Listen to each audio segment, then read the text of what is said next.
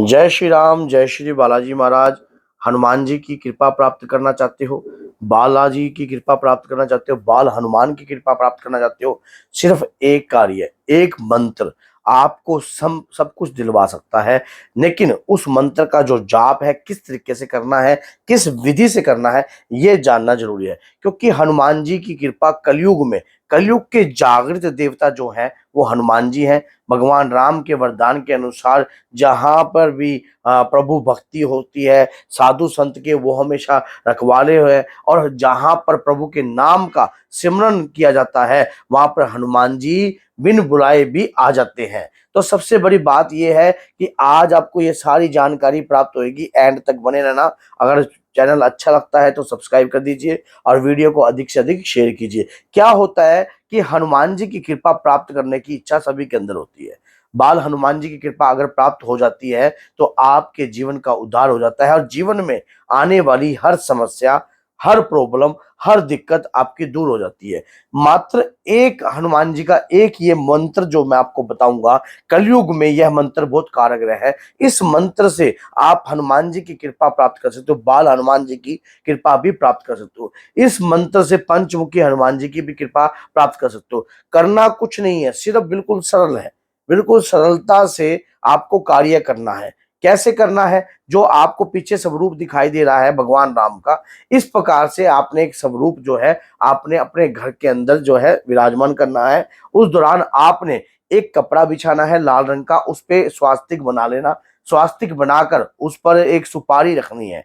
एक सुपारी रखकर आप, जैसे कि सावन का प्रारंभ हो जाएगा गुरु पूर्णिमा से, उस दिन से भी आप प्रारंभ कर सकते हो, या किसी भी अच्छी मंगलवार के दिन भी या पूर्णिमा से भी आप संकल्प लेकर 41 डेज तक का, 21 दिन का भी संकल्प लेकर पूजा कर सकते हो। ये पूजा कैसे करनी है, किस तरीके से करनी है, सारी जानकारी आपको दूंगा। आप बस ये देखना कि जब आपने पूजा करनी हो तब आपका मन शांत होना चाहिए। क्योंकि कहते हैं कि मन चंगा तो कटौती में गंगा, मन मैला तो पूरी कटौती मैली हो जाएगी। तो आपके मन में अगर मलिनता है या गलत प्रकार के विचार है तो अभी साधना का क्षेत्र मत पकड़ना। आपको पहले अपने अंतर का, जो अंतर का वास है वो शुद्ध करना पड़ेगा। उसी मंत्र से, जो मंत्र मैं बताऊंगा, पहले उसको अपने अंतर के वास को शुद्ध कीजिए, ताकि आपके अंदर जो मलिनता है वो धुलने लग जाए। उसके दौरान आप अगर जो पहली बार पूजा कर रहे हो तो कुछ नियम का फॉलो करना। अगर साधना संकल्प लेकर पूजा कर रहे हो,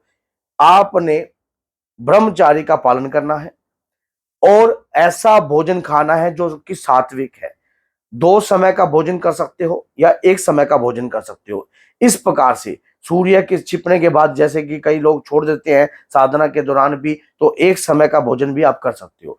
क्योंकि साधना में अगर शरीर जितना सधता है, जितना शरीर पवित्र होता है, उतने ही विचार भी पवित्र होते हैं। तामसिक भोजन का ग्रहण मत करना। तामसिकता आपकी सोच में उत्पन्न नहीं होनी चाहिए, क्योंकि तामसिक भोजन अगर हम खाते हैं पीते हैं तो हमारे विचारों में मलिनता उत्पन्न होने लग जाती है। अब जो मैं आपको एक मंत्र दे रहा हूं, इस मंत्र से जल का लोटा भरकर रखना है।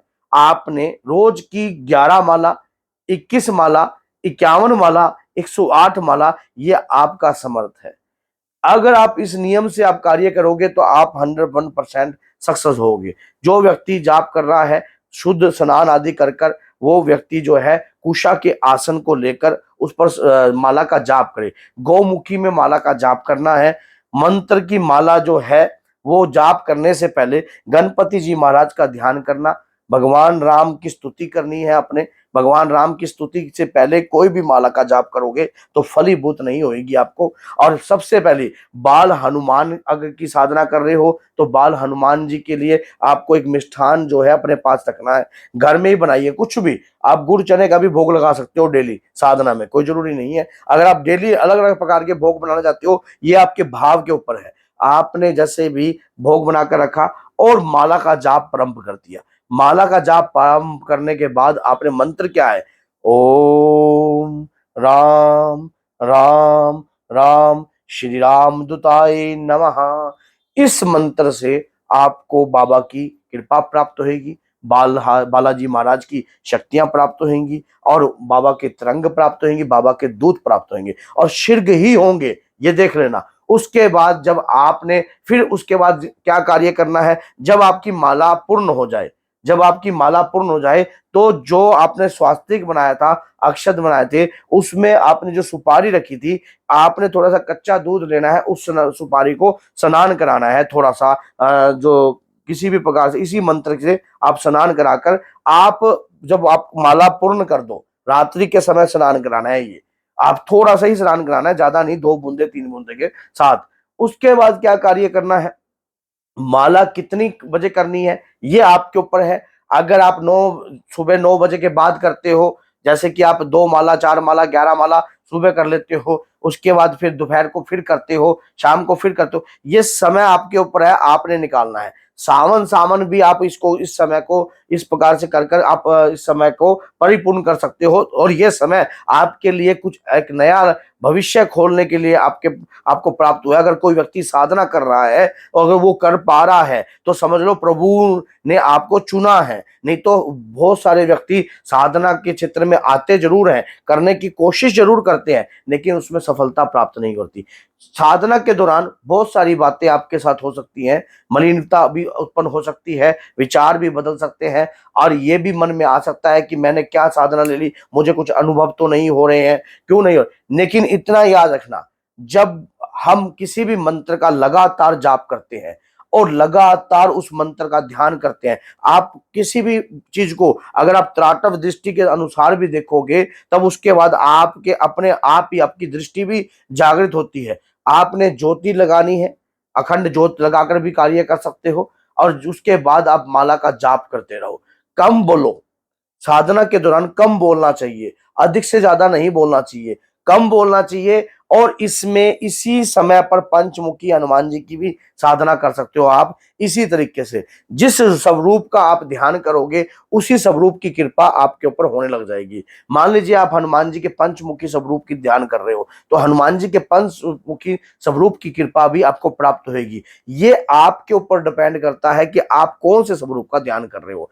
लगातार प्रयास किसी भी शक्ति के प्रति आपको बना के छोड़ता है। ये मत सोचना कि आपके भविष्य नहीं बना, आपके जीवन में आपको प्राप्त नहीं हुआ, वो चीज आपको कब की प्राप्त हो गई है, सिर्फ उसको अनुभव करना पड़ता है। अगर आपके कोई गुरु हैं तो गुरु का ध्यान करना अनिवार्य है। अगर कोई गुरु नहीं है तो आप महादेव को भी अपना गुरु बना सकते हो, और आप माँ दुर्गा को भी अपना गुरु बना सकते हो। गुरु का ध्यान कर कर आप इस माला का जाप कर सकते हो। इस मंत्र से आपको कोई साइड इफेक्ट नहीं होगा, लेकिन मंत्र की ऊर्जा का प्रभाव जरूर होगा। जब मंत्र की ऊर्जा आपके शरीर पर आएगी या आपको प्रभाव महसूस होगा, उस समय आपको सचेत होकर कार्य करना पड़ेगा। और लेकिन एक बात यह भी याद रखना, मंत्र की ऊर्जा जब शरीर पर आती है तो बहुत सारे अनुभव होते हैं, बहुत सारे अनुभव होते भी हैं, और उन अनुभवों को अधिक से ज्यादा लोगों से शेयर मत करना।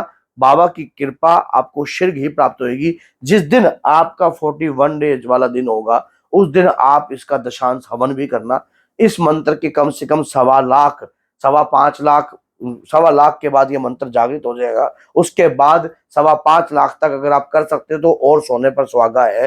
वैसे 1.25 लाख का भी आप दशांश निकालकर अगर हवन करते हो तो बहुत लाभ प्रदान होता है। करके देखिए, बहुत कुछ मिलेगा, बालाजी की कृपा मिलेगी, बालाजी की शक्तियां मिलेगी, बाबा की तरंगे आएंगी। और बस एक बात याद रखना, अपने अंदर हमेशा एक ऐसा विचार रखना कि मैं कभी किसी का बुरा नहीं करूंगा। हे प्रभु, आपकी भक्ति कर रहा हूं अपने परिवार को उतारने के लिए, और जो लोग दुखी हैं उन्हें सही राह पर चलाने के लिए। सिर्फ यही मेरा उद्देश्य है। और क्योंकि आज के समय में बहुत प्रकार के गलत प्रकार की क्रियाएं चल रही हैं, हे प्रभु, अगर आपके अलावा इस कलयुग में और कौन हमारा है, क्योंकि हनुमान जी आज भी जागृत है, और उन जागृत शक्ति को जगाने जा रहे हो, और मंत्र के प्रयास से अगर आप जगाओगे तो वो शक्ति जगेगी जगेगी। तो बोलिए जय सीताराम। अगर वीडियो अच्छी लगती है तो लाइक कीजिए, शेयर कीजिए अधिक से अधिक, ताकि जो भी व्यक्ति गलत प्रकार की साधनाएं कर रहे हैं तो वो, क्योंकि हनुमान जी की साधना करने से आपके कुटुंब का नाश भी नहीं होता है। तो बोलो जय सिया राम, जय माता दी।